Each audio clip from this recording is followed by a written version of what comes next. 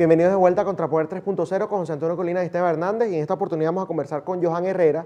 Él es analista político y militar. Buenas tardes, Johan, ¿cómo estás? Bienvenido. Buenas tardes, Esteban, muchas gracias por la invitación. Buenas tardes, Johan, un placer tenerte aquí en Contrapoder 3.0, bienvenido. Buenas tardes, José, muchísimas gracias. Bueno, Johan, queríamos empezar con un tema bastante importante y delicado, porque en el primer segmento justamente hablábamos de una posible injerencia, ¿no?, por parte del régimen venezolano en Cúcuta específicamente. Esto lo denunciaba TV Cúcuta. Y entonces, bueno, queríamos hablar un poco de ese tema. ¿A ti te parece que esa información es veraz, que esa información es real, que está sucediendo actualmente? Pues, Esteban, es verdad, es con un poquito de amarillismo, está un poquito exagerado el tema. Sí hay elementos del SEBIN en Cúcuta, no solamente en Cúcuta, hay en muchas partes de Colombia hay elementos del SEBIN. Eso es Vox Populi, no es un secreto para nadie. De hecho, hasta incluso muchos de los mismos elementos del SEBIN también están identificados por parte de Inteligencia Militar Colombiana, parte de SIGINDAS. Nosotros en ese sentido no es algo que esté oculto para nadie, que haya elementos del SEBIN tratando de ejercer injerencia en Colombia. Lo que se siente un poquito exagerado es que tal vez están tratando de vender la imagen de que sea ánimos guerreristas.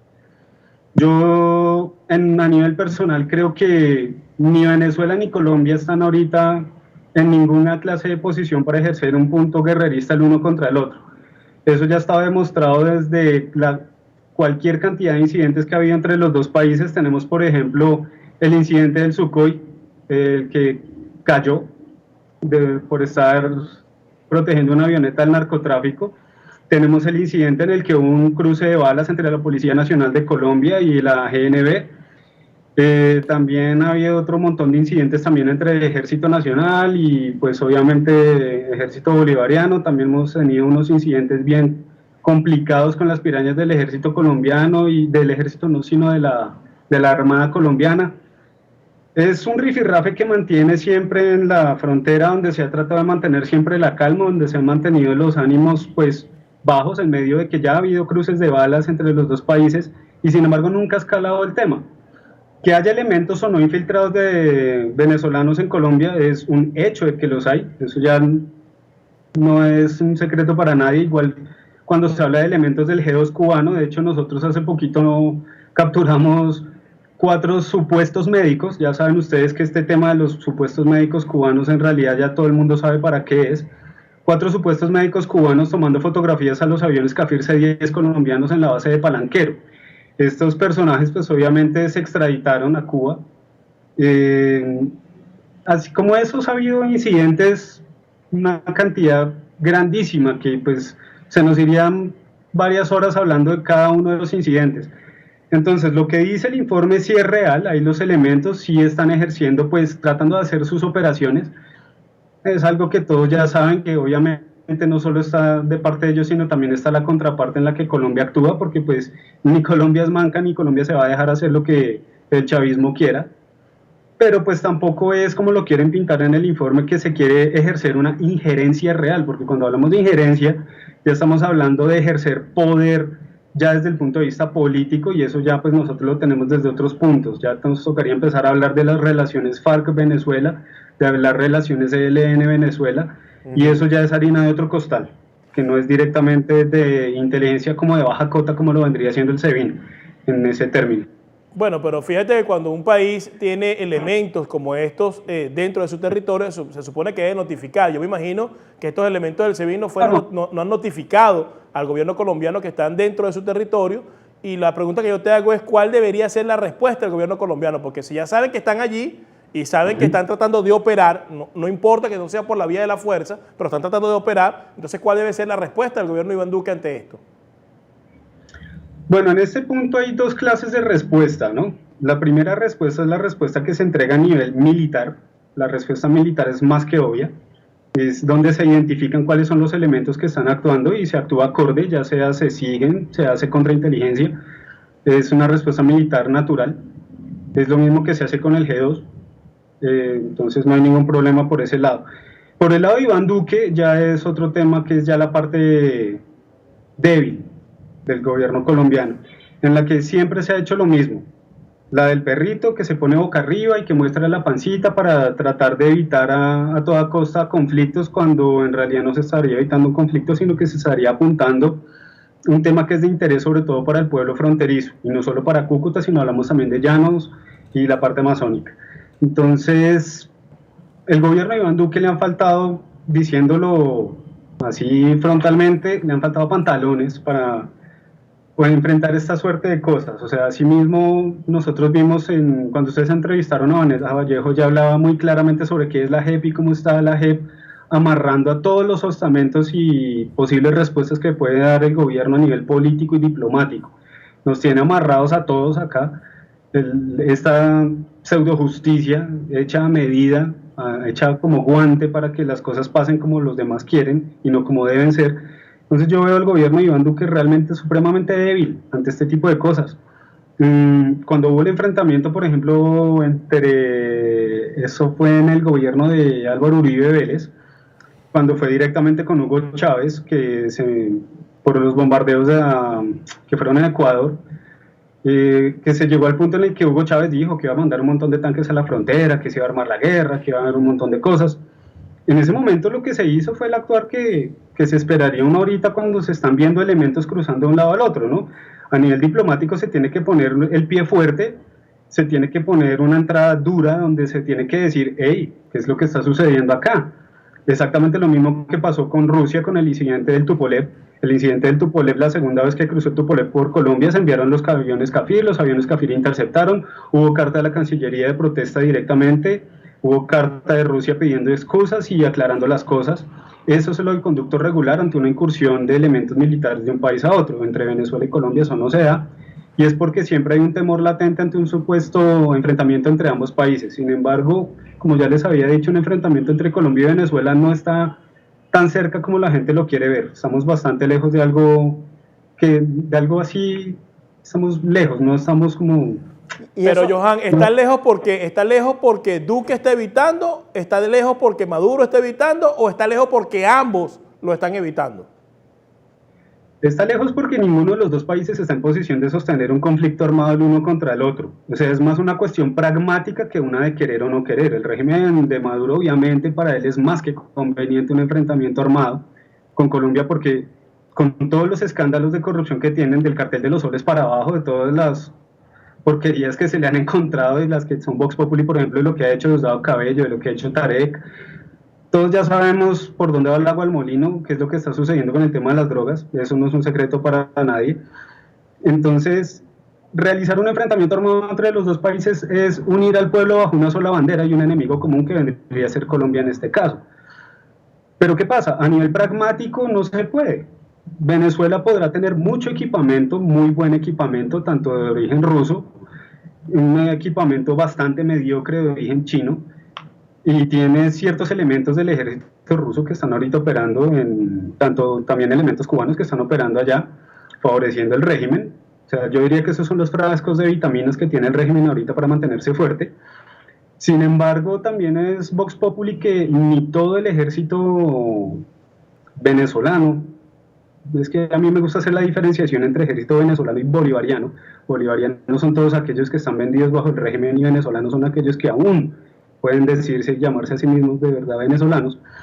Estos elementos venezolanos como tal, que están cansados del régimen, que quieren actuar en contra del régimen, en el momento en el que haya un enfrentamiento con Colombia van a aprovechar todo este tema y se van a rebelar, se van a poner en contra de él. O sea, asimismo también a nivel de recursos, Venezuela no tiene los recursos para un enfrentamiento con Colombia. A nivel económico, Venezuela no tiene cómo sostenerlo, ni siquiera gasolina para los carros, por más que tenga reservas militares, que sabemos que las tienen y sabemos cuántas reservas tienen, no tienen suficiente para durar más allá de un mes empujando las maquinarias de guerra, ni los tanques T-90, ni los AMX-30, ni para los aviones, ni para los Sukhoi, ni los F-16, ni para nada de eso.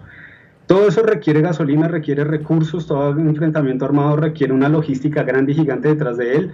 La logística bolivariana quedó en evidencia cuando Hugo Chávez quiso transportar los tanques a frontera, le tocó en cama bajas, le tocó hacer un transporte que a lo sumo se puede resumir como tortuoso, Entonces no está la logística, no están los recursos, no está la disposición y la moral de la tropa, no es la mejor para un enfrentamiento armado con Colombia. Del lado colombiano nosotros tampoco tenemos los medios para ponernos ahorita en un enfrentamiento internacional. Tenemos el problema de la guerrilla, tenemos problemas con militares en el Cauca, estamos teniendo incursiones del cartel de Sinaloa tratando de coger territorios en el Cauca para cultivo de coca y para sacarlo de ahí por la ruta ya sea Perú, por la ruta Venezuela. Entonces, los dos países tienen suficientes problemas como están como para querer meterse en un conflicto armado real a grande escala, Pero que sí se ven. Fíjate algo, Johan. Yo estoy de acuerdo cuando tú hablas de la parte de Venezuela, ¿no? Venezuela no está en condiciones de meterse ahorita con Colombia, incluso por cuestiones pragmáticas, por la misma estabilidad del régimen, ¿no? Ahora bien, la izquierda ya lo ha demostrado así, en Latinoamérica, incluso acá en Estados Unidos, no necesariamente opera con la agresión directa. Ellos pueden lograr infiltrar ciertas personas, incluso colombianas, ¿no? Para desestabilizar el país, como lo hicieron en toda la región. ¿A ti no te parece que el hecho de que Iván Duque no actúe de manera directa y de manera militar, me refiero, eventualmente le puede terminar cobrando factura a toda Colombia? Lo que sucede, Esteban, es que también uno tiene que analizar la parte en la que ni Colombia es una completa dictadura ni algo similar donde todos los poderes se resumen en uno solo. Claro. Una cosa es el poder ejecutivo que tiene Iván Duque, hasta donde lo puede extender en teoría, y según la Constitución él es el comandante en jefe de las Fuerzas Armadas. Sin embargo, las Fuerzas Armadas tienen su rango de acción propio, es bastante grande el rango que tienen las fuerzas para operar por sí mismas, sobre todo en este tipo de temas. No todos tienen que pasar por Iván Duque, y es a lo que me refería antes. Por ejemplo, si hay un elemento del SEBIN identificado, cualquier elemento de inteligencia, ya sea policial o militar colombiana, que sea el que tenga la jurisdicción del caso, va a intervenir, va a seguir el elemento del SEBIN, depende de si estratégicamente tiene cierto valor o no seguirlo o pararlo. Por ejemplo, con elementos del SEBIN la mayoría simplemente se siguen, se saben qué están haciendo y se monitorean, porque es mucho más conveniente saber qué están haciendo y para qué lo quieren hacer. Claro. Nos revela mucho más por ese lado. Y no como con el G2 cubano. Con el G2 cubano se capturaron inmediatamente y en menos de 3 días ya estaban en Cuba de nuevo.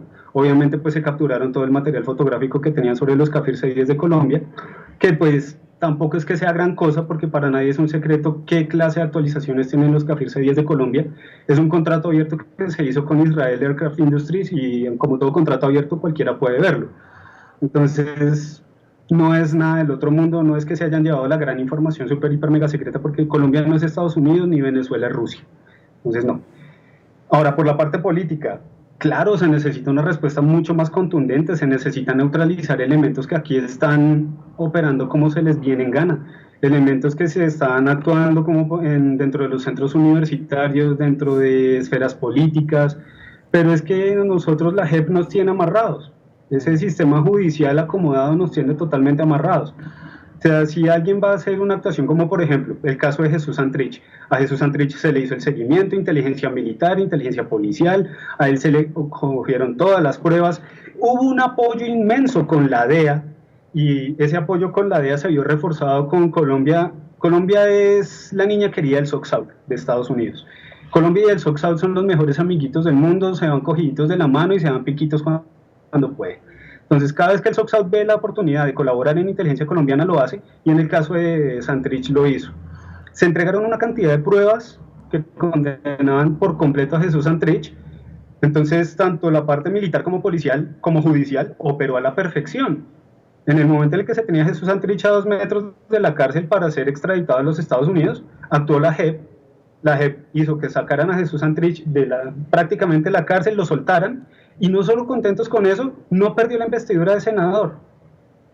Eso es una cosa que es ridícula. Entonces, la parte militar puede hacer todo lo que quiere, la parte política hasta cierto punto actúa, porque en ese momento Duque tuvo los pantalones suficientes para avalar el arresto de Santrich, y hubo todo el movimiento que se tuvo que hacer en la parte judicial, o sea, rama judicial, rama ejecutiva y rama militar, las tres actuaron, y llegó la JEP y destruyó todo, y liberó a Santrich. ¿Y qué resultó eso? Santrich ahorita vive en Caracas, tranquilito. Sí. Una pregunta ya para concluir un poco. ¿Tú ves posible la llegada de la izquierda al poder en Colombia? Es una pregunta complicada. Sí. No solo es posible, sino que es casi que un hecho de aquí a unos 10 años, o menos, dependiendo de ciertas cosas que sucedan o no. Bueno, Pero es prácticamente un hecho si las cosas siguen la ruta como se están sosteniendo hasta ahora. lamentable, lamentable. Y de hecho, incluso para la causa venezolana, Colombia es un país clave, ¿no? En la libertad de Venezuela. Así que esperemos que eso no suceda, pero lamentablemente estoy muy de acuerdo contigo en eso, Johan. Bueno, el tiempo se nos ha acabado. De verdad que es un tema bastante profundo, bastante extenso, pero no será la última vez que estés con nosotros acá en Contrapoder 3.0. Muchas gracias, Johan, por habernos acompañado hoy. A ustedes, Esteban, muchas gracias a ti, a José, gracias por invitarme y espero estar con ustedes después, cuando No, sin necesiten. duda. Así será. No te preocupes que aquí vas a regresar porque has demostrado un dominio de la materia. Para nosotros es importante saber exactamente qué es lo que puede hacer el gobierno de Colombia en materia militar con respecto al régimen de Nicolás Maduro. Así que no te preocupes que vas a regresar con nosotros. Muchas gracias por haber estado. Ahí lo que hay es tema, el que ustedes quieran. Muchas En ese gracias, sentido, Johan. Bueno, era tema. Johan Herrera, analista político colombiano y militar. Vieron su posición y su postura, bastante interesante y bastante realista con respecto a lo que está ocurriendo entre ambos países, sobre todo en el tema de la injerencia venezolana dentro del territorio colombiano y una posible o un eventual enfrentamiento entre Venezuela y Colombia en materia armada. Esto ha sido todo por hoy en Contrapoder 3.0, el programa de la derecha, aquí en Factores de Poder, que definitivamente es el canal de la información. Duélele a quien le duele. Hasta mañana. Este programa fue presentado por John de la Vega, abogado de inmigración.